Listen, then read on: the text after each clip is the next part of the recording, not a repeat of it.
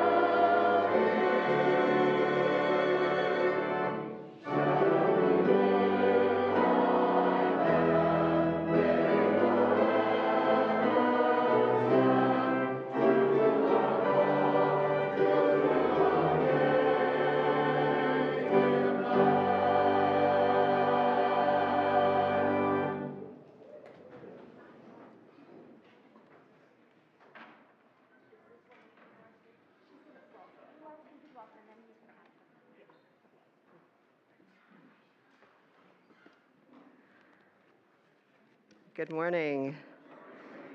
Welcome to First Unitarian Church, where we strive together to build beloved community and to nurture the individual spirit.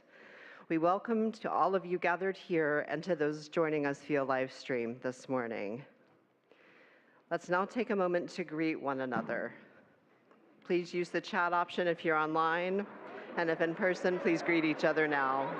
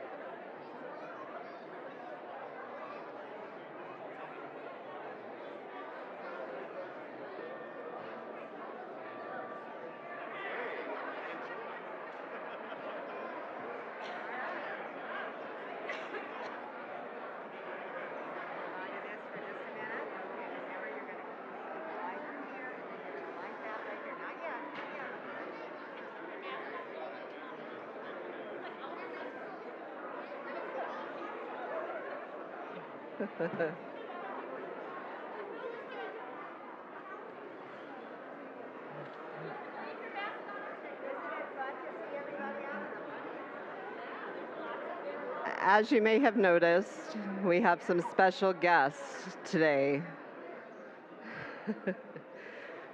We're joined on the chancel this morning by members of our kindergarten and first grade religious education class who are lighting our chalice today. They will begin by sharing the chalice lighting words that they use each week.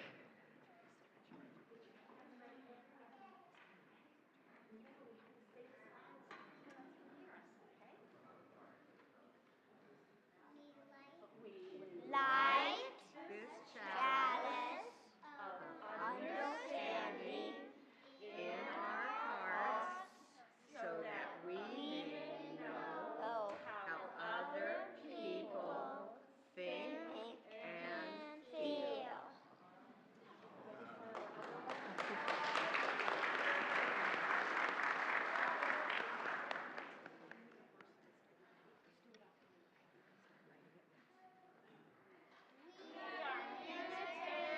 Universalists, we light this chalice in faith, in hope, and in love.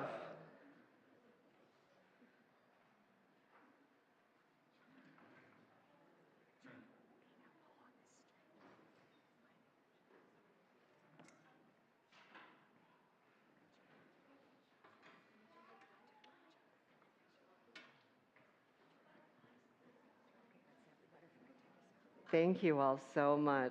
You did such a great job.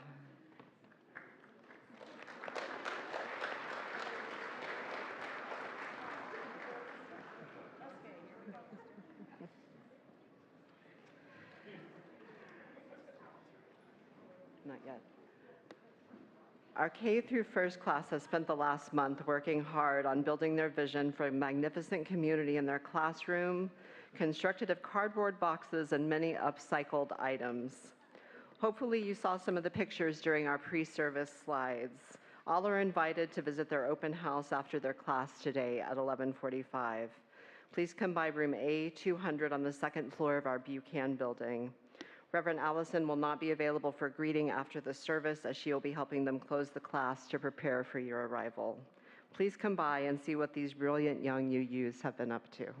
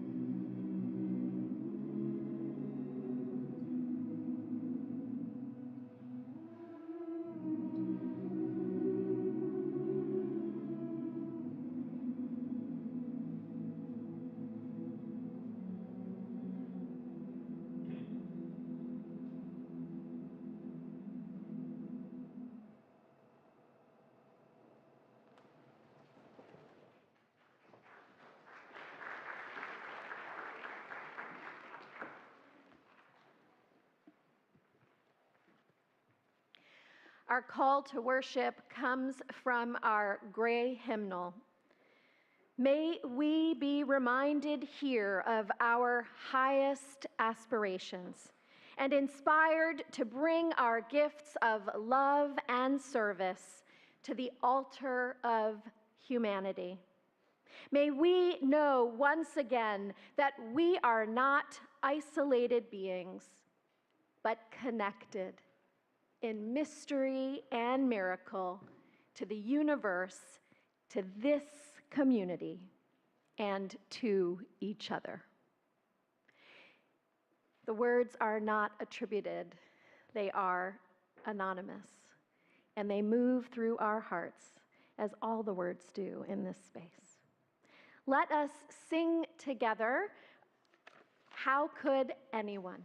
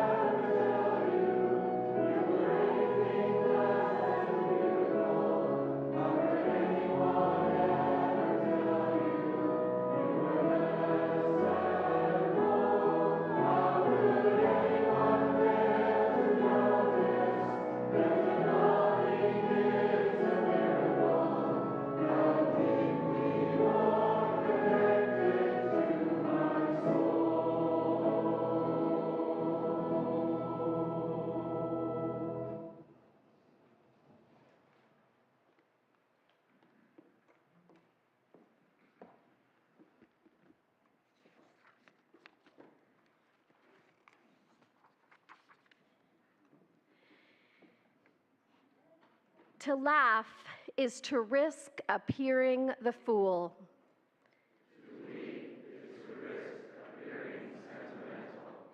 To reach out for another is to risk exposing our true self.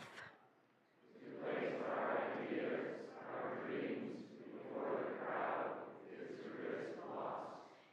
To love is to risk not being loved in return. To hope is to risk despair. To try is to risk failure.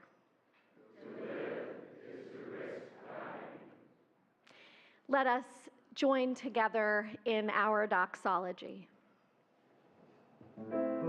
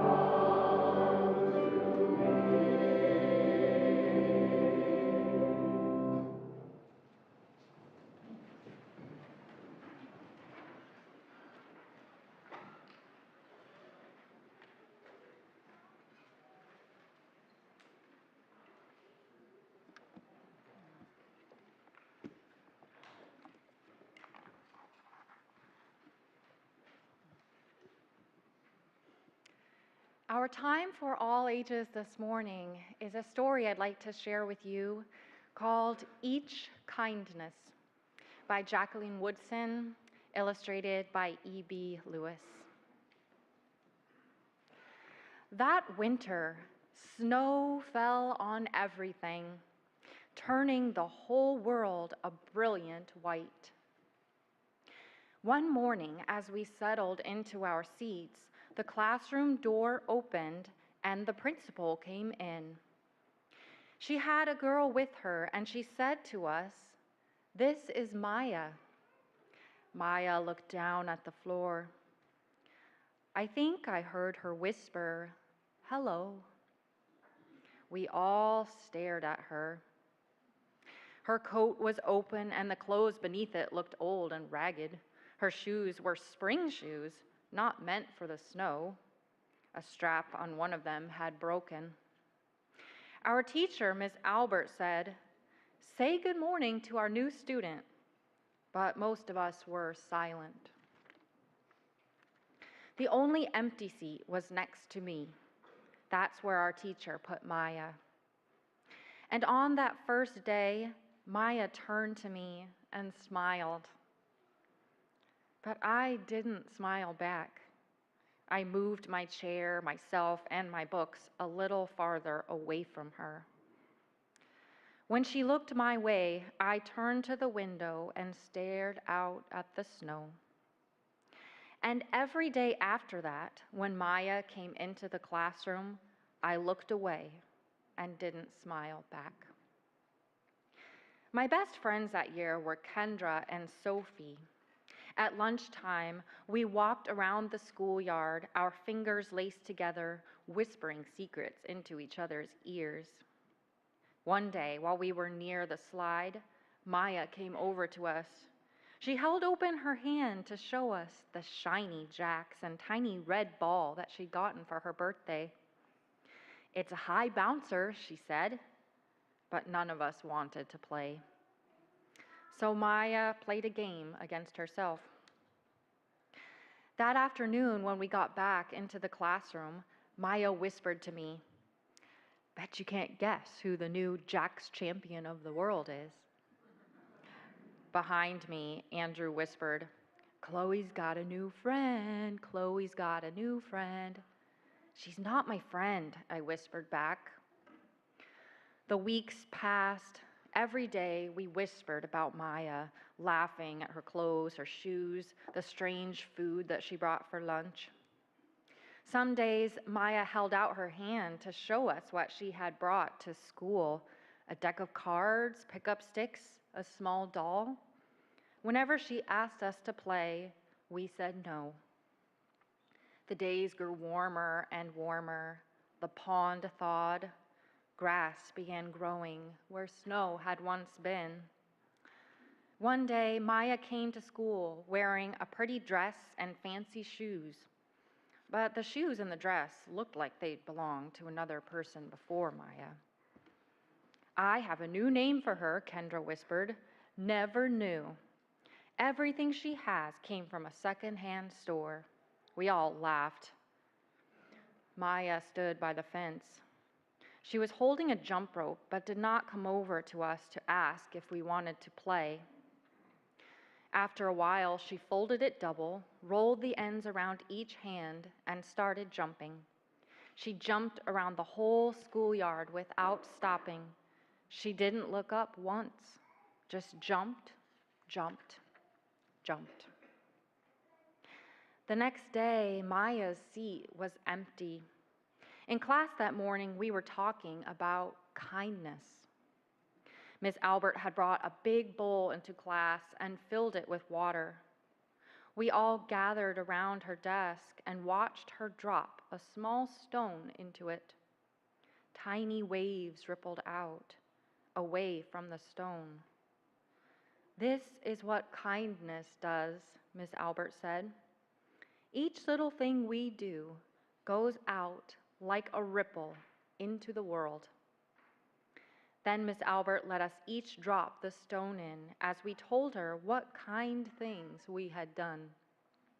Joseph had held the door for his grandmother, Kendra helped change her baby brother's diaper. Even mean old Andrew had done something. I carried teacher's books up the stairs, he said. And Miss Albert said it was true. I stood there holding Miss Albert's rock in my hand, silent. Even small things count, Miss Albert said gently. But I couldn't think of anything and passed the stone on. Maya didn't come to school the next day or the day after that. Each morning I walked to school slowly, hoping this would be the day Maya returned and she'd look at me and smile. I promised myself this would be the day that I smile back. Each kindness, Miss Albert had said, makes the whole world a little bit better. But Maya's seat remained empty.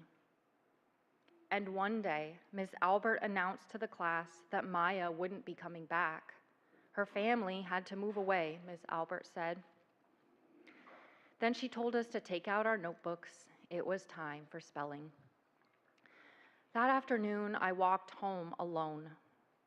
When I reached the pond, my throat filled with all the things I wished I would have said to Maya. Each kindness I had never shown. I threw small stones into it over and over, watching the way the water rippled out and away, out and away. Like each kindness, done and not done. Like every child somewhere holding a small gift out to someone and that someone turning away from it. I watched the water ripple as the sun set through the maples and the chance of a kindness with Maya becoming more and more forever gone.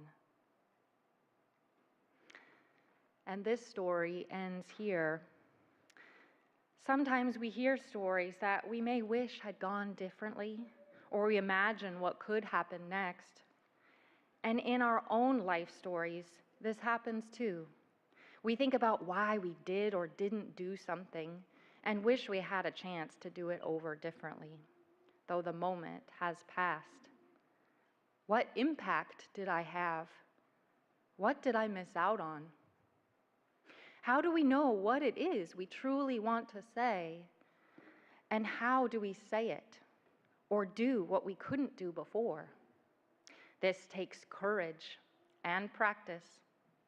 And it can't change what went before, but we can choose what we do today and choose to keep trying each day to be our best selves. For each kindness makes the whole world a little bit better. Now we carry the light of the chalice with us as we sing our children and youth to their religious education classes. Please join in singing This Little Light of Mine.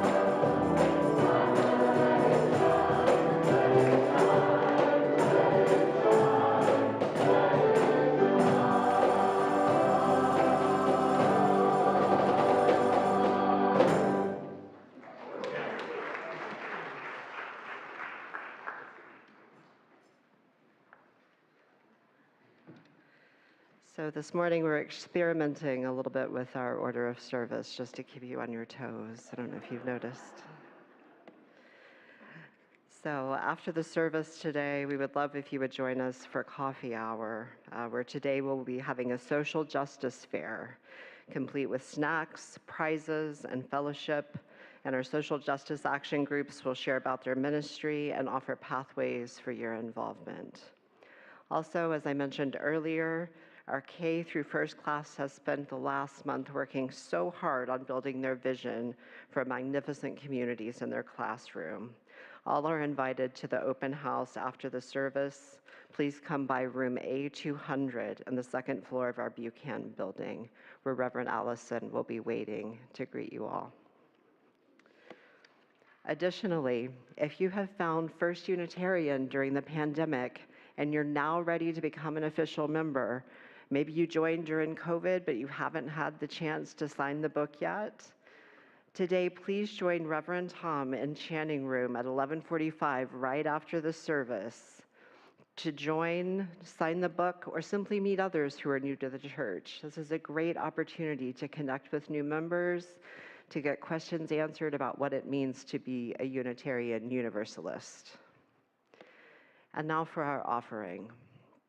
For the month of February, we will share our plate with the Blueprint Foundation, which aims to eliminate the opportunity gap for Black youth within the Portland metropolitan area. The Blueprint Foundation engages youth in culturally specific experiences that introduce them to and prepare them for family-sustaining careers and disciplines where Black identified individuals are currently underrepresented. TBF focuses on careers in the green sector, and through several programs such as their Green Workforce Academy, they use an approach where youth witness nature, investigate environmental challenges, contribute to solutions, and codify learning while educating the community. Participants learn how to build green infrastructure that has direct environmental impact, including urban forestry and groundwater projects. If you'd like to give to our offering today and you're watching online, look for the QR code or find the Donate Now button on Boxcast. If you're in person, you can find that same QR code and the yellow slip of paper in the chair holders around you. And if you'd like to donate by cash or check, please find an usher after the service. We make space each week in our service to name the concerns of our community life. We are a caring community, and pastoral support happens in a number of different ways.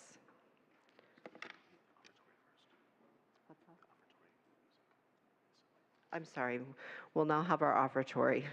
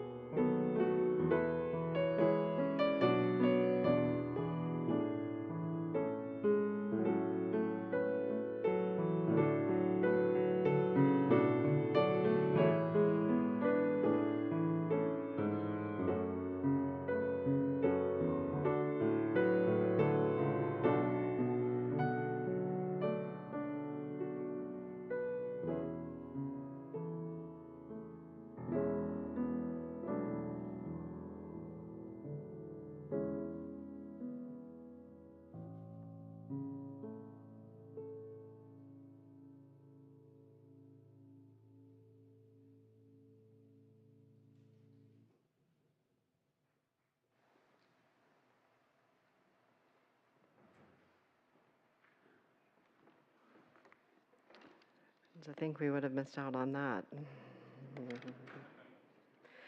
Well, I am grateful to be a part of a caring and forgiving community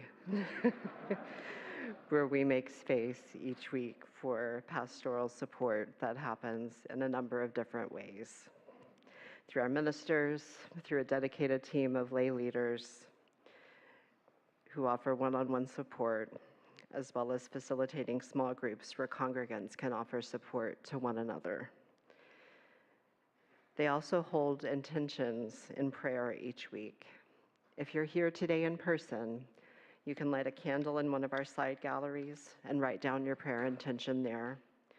If you're online, you can send an intention to prayer@firstunitarianportland.org.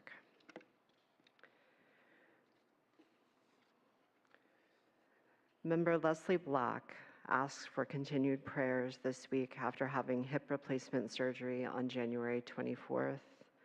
She's having difficulty keeping her pain under control, and we wish her swift healing.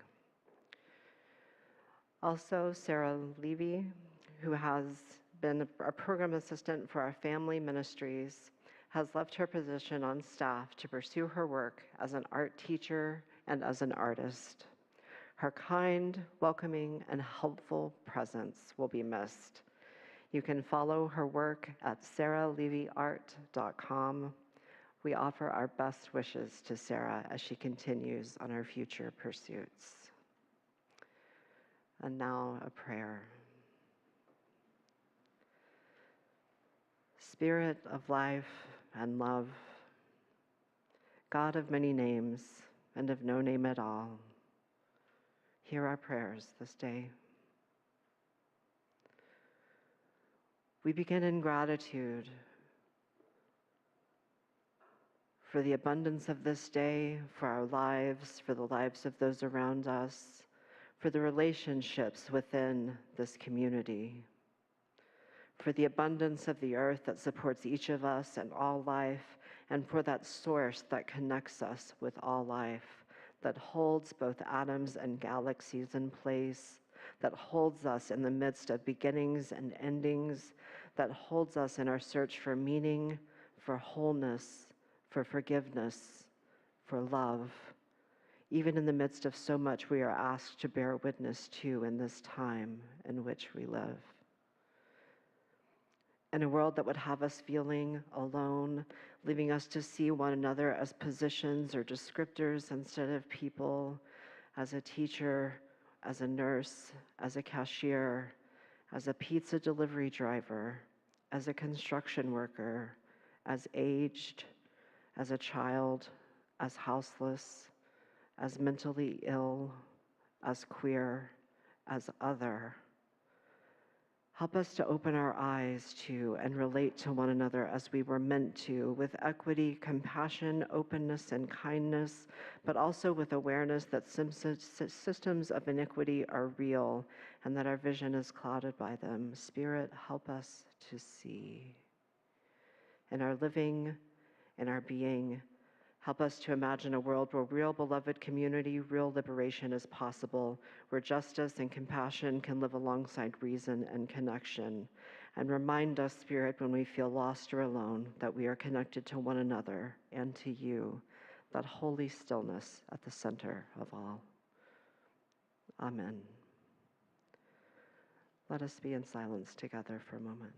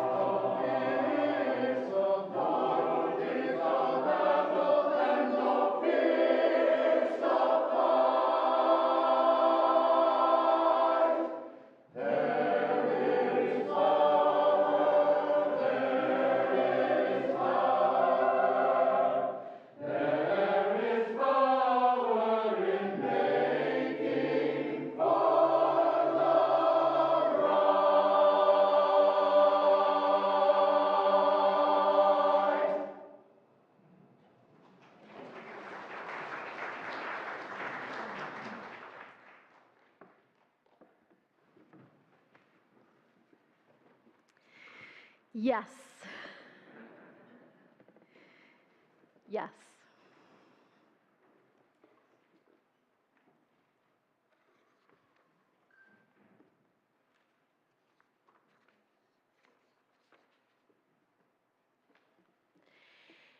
As a minister, I have had the privilege of leading many memorial services for people of every age, for the way too young and the fortunately very old.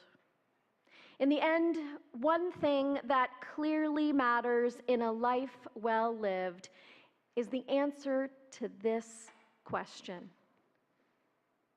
Did that person have the courage to be themselves while they were alive, and as soon as possible, as soon as humanly possible? In a year where we are focused on being rooted in relationship, this particular question is about being in right relationship with ourselves. The courage to be ourselves predicates and predicts our ability to be in right relationship with others. Now, it's also one of the hardest things to do. There is something deeply vulnerable about showing the world who you are. What if the world doesn't appreciate you or even rejects you? As human beings, we are wired for relationship, for belonging and connection, so it can be particularly painful and sometimes wounding when someone in our circle or our community or the wider world judges us negatively or casts us out when we have taken the risk of showing up as our true selves. If there are any writers out here who have ever written something on the internet and read the comments, you might know what I mean. There are layers and levels to this risk of showing up as ourselves. If I am new at something and I want to try it out, say tap dance, that's something I've never done before, I might look quite foolish at first. What if I stumble? What if it turns out that I'm not meant to be a tap dancer? Here, the vulnerability is about being someone who likes to try new things and having the courage to find out if I could be good at that new thing with practice, and the courage to move past my own judgment and others as well. For me, a greater risk was when I felt called to pursue the ministry. At the time, I thought I was headed towards medical school.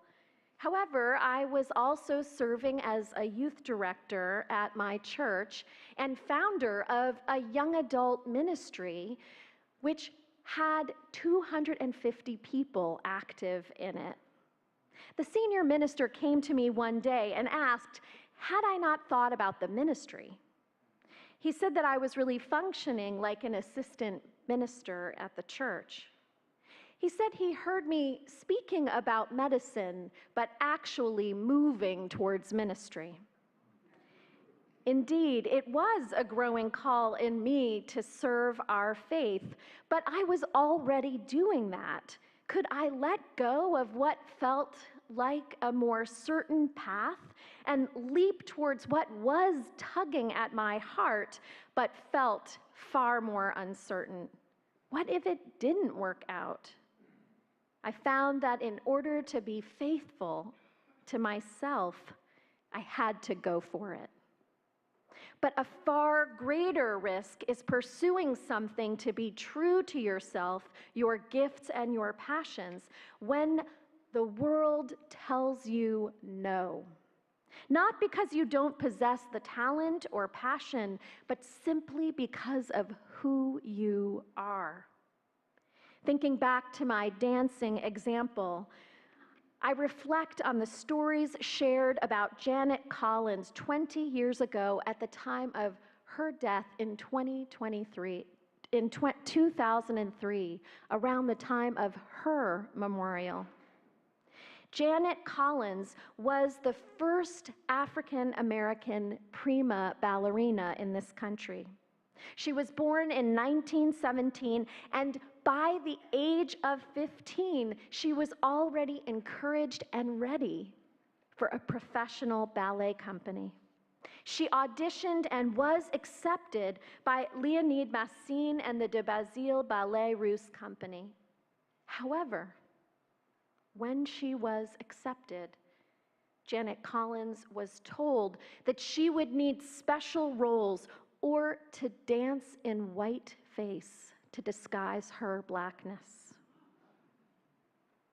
She declined. She left in tears, and she vowed to continue honing her craft so that race wouldn't be an issue. She certainly did hone her craft, and beautifully. In 1951, she broke barriers when she was named the principal dancer for the show Aida to acclaim. Following that triumph, she was named the first African American prima ballerina of the Metropolitan Opera in New York in 1952.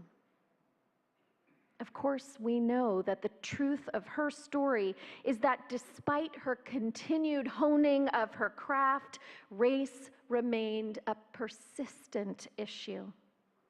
When she traveled with the company to the South, because of laws in certain cities, her understudies had to perform her parts. Nevertheless, she persisted and went on to become a teacher at the prestigious School of American Ballet. Sometimes having the courage to be yourself can include trauma and wounds, but it was also a source of joy and connection. One of her students, Louis Johnson, says that she was literally the embodiment of whatever she danced. Janet Collins moved through life as a dancer, and she didn't let anyone stop her from being true to herself and living that life.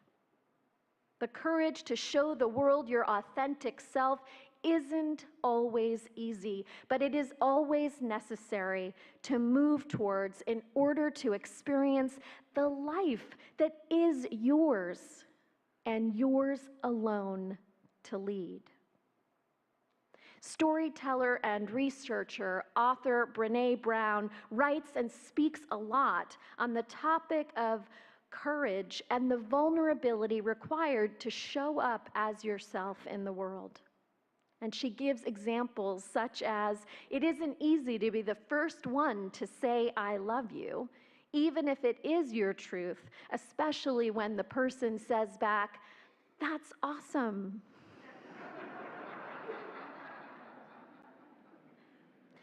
Brené Brown shares that people's experiences of being shamed and fear about things not working out hold them back from going for it, whatever it is for you, a career, a love, a dance class, and so on. Brené Brown shares that connection is why we're here. It is what gives our lives purpose and meaning. And as a researcher, she shares it is neurobiologically why we're here.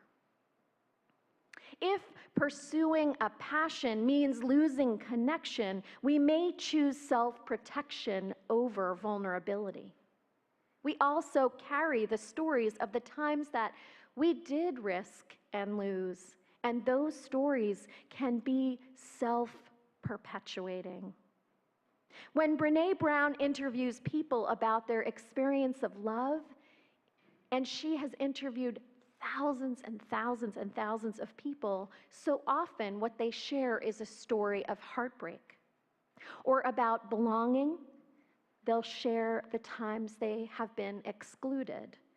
Or about connection, about the times that they experienced disconnection. I experienced that sometimes newcomers will come here yearning to connect and belong, and they will carry with them the story of another place from which they disconnected, where they were told or felt they didn't belong. The challenge is that if we don't show up and allow ourselves to be really seen for who we are, then we don't have real connections. The ones that we long for, the ones that bring our lives meaning and purpose. According to Brené Brown's research, it turns out that the people who are able to take these kinds of risks of vulnerability and failure over and over are the ones that I would say are universalists at heart. They have a strong internal sense of worthiness, love, and belonging, and they extend that to everyone they meet. This gives them the courage to tell the whole story, including the times when they mess up, when they aren't good at something.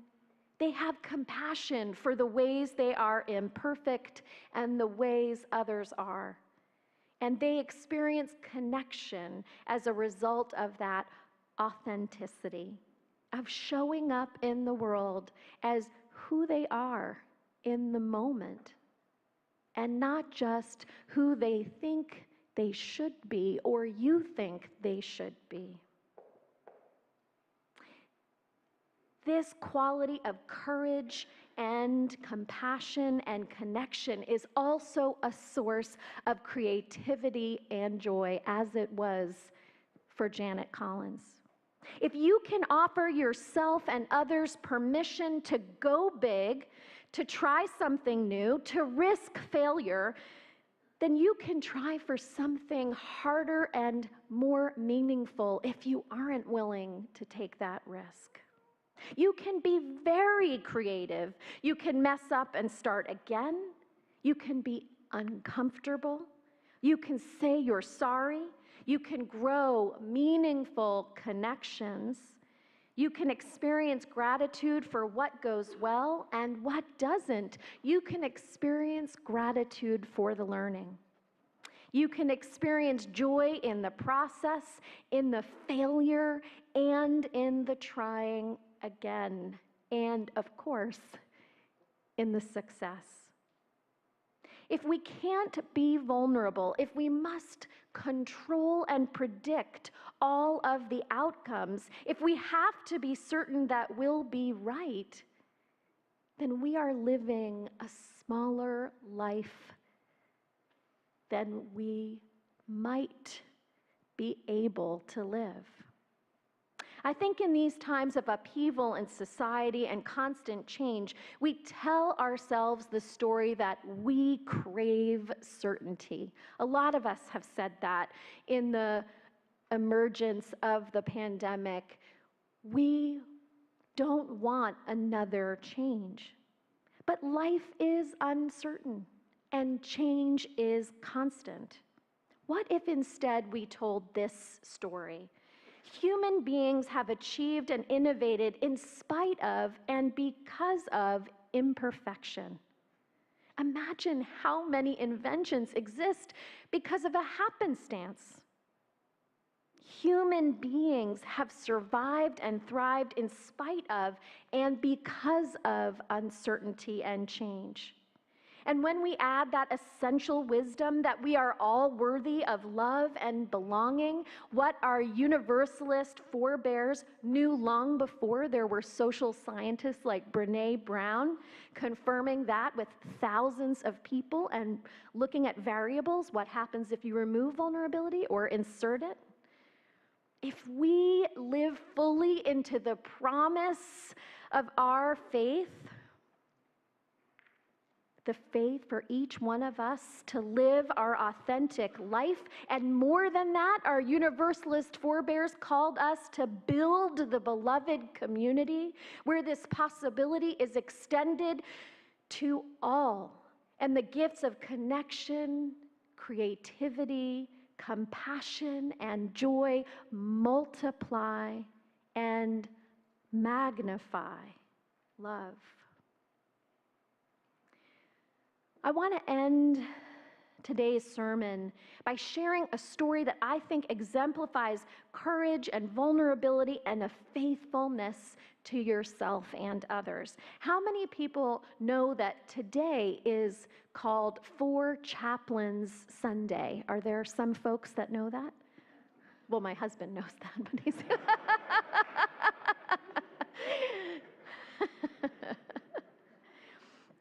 But let me tell you the story, my goodness. It is For Chaplains Sunday, and it involves a rabbi, a priest, and 2 Protestant ministers. And it happened 80 years ago. It happened aboard the U.S. Army transport ship, the USAT Dorchester, a 5,649-ton vessel that was crowded to capacity when 902 servicemen, merchant seamen, and civilian workers were aboard. They were moving across the icy waters of Newfoundland towards a base in Greenland. And on the evening of February 2nd, 1943, the ship's captain warned the men to go to sleep fully clothed and with their life jackets on, because he knew they were moving through dangerous waters. And he was right. Soon they received word that German U-boats were in those waters. But they were only 150 miles from their destination, and so they could taste arrival in their bones. And it was so hot on that ship, especially for those that were close to the engines. And it's uncomfortable to sleep in those jackets. So many men took off their jackets and even their clothes. In the middle of the night on February 3rd, a periscope from a nearby German submarine spotted the Dorchester in the distance, and the orders were given to fire 3 torpedoes.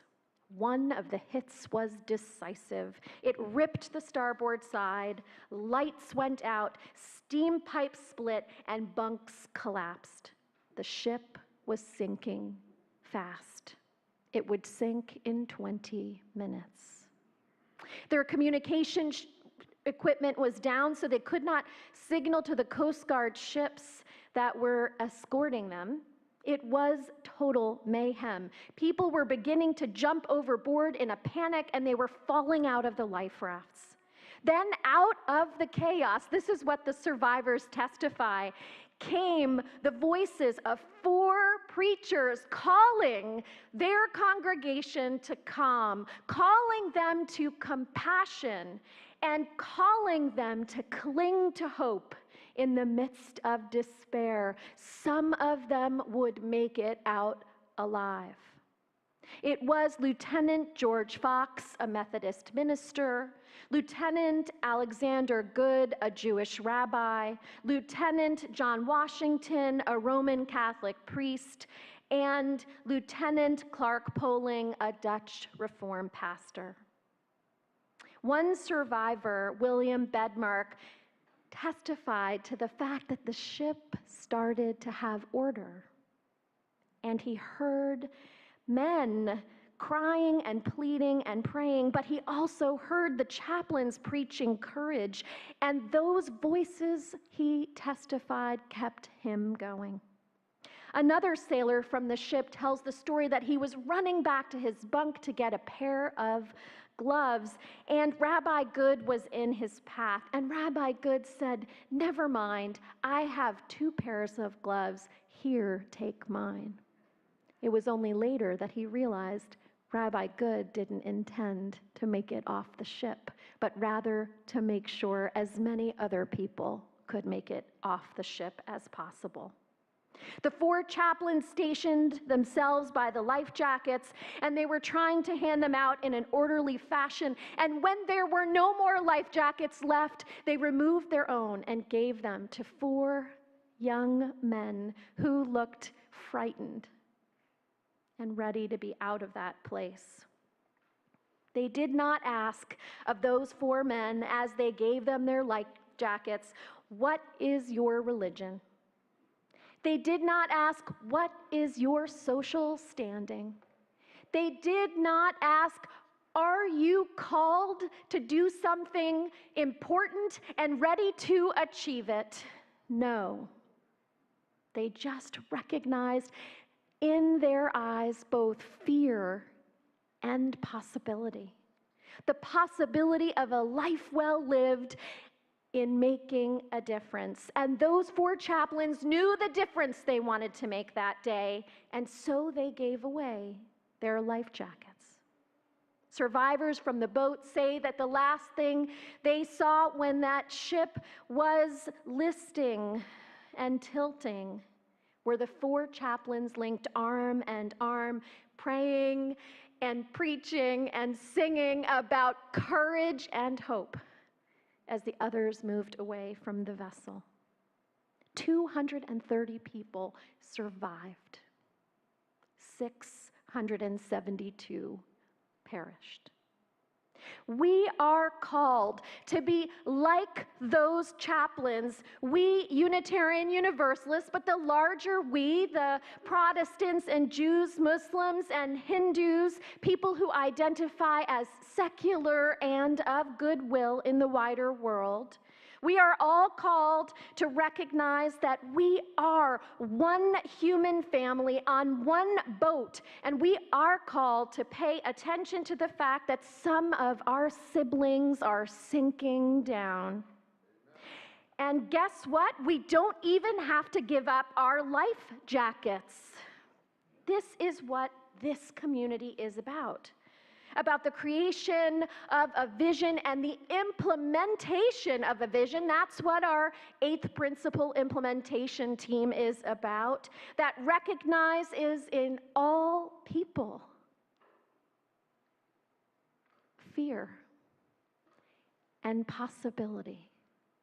A longing for connection, even amidst the experiences of disconnection. For each one of us to live out of our own compassion and courage and creativity, so that at the end of our days, people will testify that our lives proved worth dying for. For we gave and received love. We said, "I love you," in word and deed, every chance we had. So may it be, and amen, friends.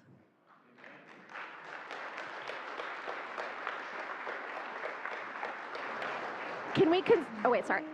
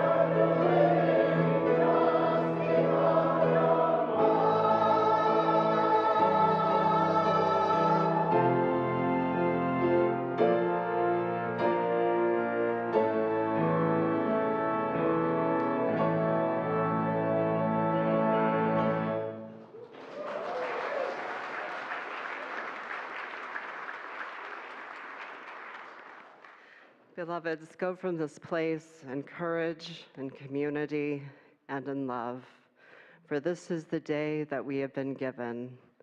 Let us rejoice in it and be glad. Go in peace, practice love. Amen. Blessed be.